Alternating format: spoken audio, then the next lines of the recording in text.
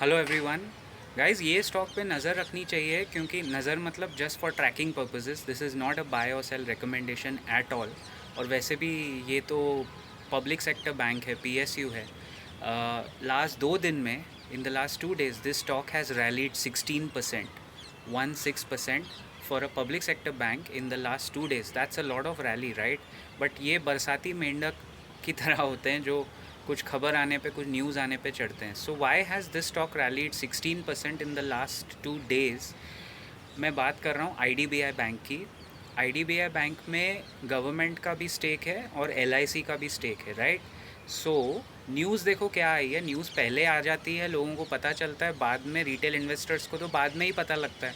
But what is the news? The news is government has appointed an official asset valuer to value the current, कितने IDBI bank का क्या valuation है।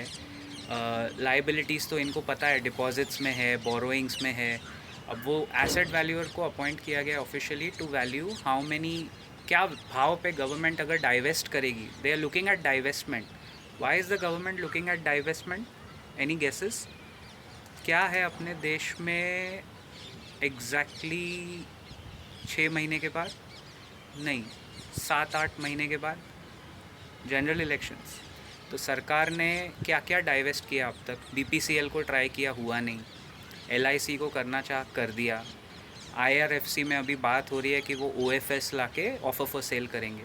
सरकार जब petrol का दाम कम करेगी, इलेक्शन के 5 महीना पहले तो कर ही डालेगी, 5-6 महीना पहले पेट्रोल कम करेगी, गैस कम करेगी, तो वो पैसा कौन भरेगा?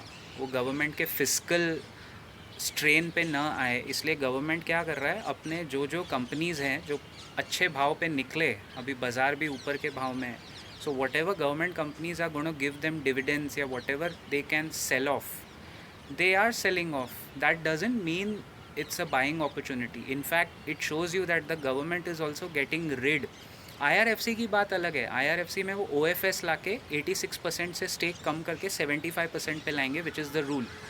बट ये आईडीबीआई बैंक में, दे नो दैट बैंक, सारे बैंक्स चल चुके हैं। बैंक निफ्टी भी अपना एक बीच में पीक बना चुका था। और आप देखो कितना फास्ट ये मशीनरी काम करती है। एसेट वैल्यूअर अपॉइंट करना इज़ अ गुड थिंग, लेकिन अभी निकलेगा उसमें से, और they will come out with what are, कितना आईडीबीआई का भाव है, एलआईसी का स्टेक में कितना मिलेगा, गवर्नमेंट का स्टेक में कितना उनको मिलेगा। सो ऑल दीज थिंग्स को वैल्यू करने के लिए they have appointed a proper asset valuer. IDBI bank particularly is not in my coverage because it's a public sector bank. By nature, I don't look at PSU banks, and especially take this with a pinch of salt, take it with a word of caution. जैसे जैसे state election, central election आते हैं, public sector banks पे वैसे भी pressure आएगा।